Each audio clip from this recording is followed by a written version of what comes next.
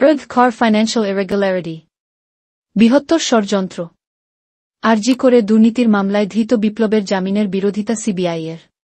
সোমবার সিবিআই আদালতে আরজি কর হাসপাতালে আর্থিক দুর্নীতি মামলার শুনানি ছিল।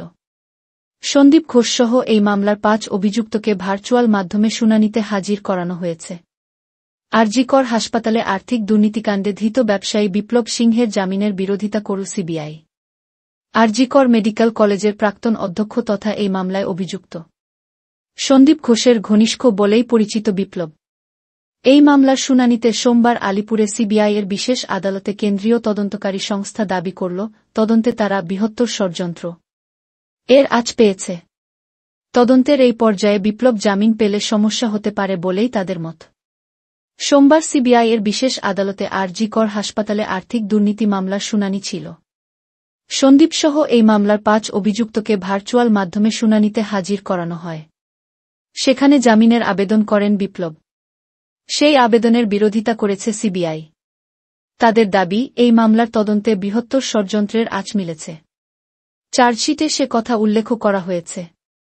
তদন্তকারীরা মনে করছেন, এই আর্থিক দুর্নীতিকাণ্ডে একাধিক ব্যক্তি জড়িত রয়েছেন। তদন্তের এই পর্যায়ে বিপ্লবকে জামিন দিলে তদন্ত ক্ষতিগ্রস্ত হবে। সিবিআইয়ের আরও দাবি, টেন্ডার কারচুপিতেও অভিযুক্তদের ভূমিকা রয়েছে।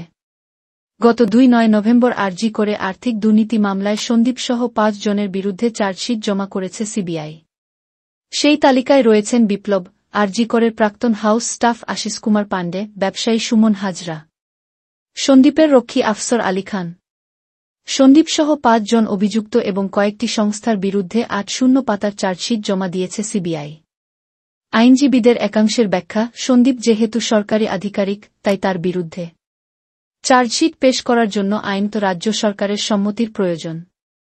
চার্জশিটের ক্ষেত্রে ওই সম্মতি না থাকলে বিচারক চার্জশিট গ্রহণ নাও করতে পারেন।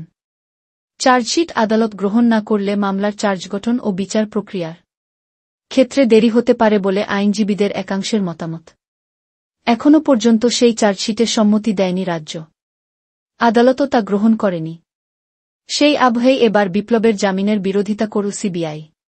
সিবিআই সূত্রে জানা গিয়েছে, আরজি কর হাসপাতালে চিকিৎসা সংক্রান্ত সরঞ্জাম সরবরাহ করত বিপ্লবের মা তারা ট্রেডার্স।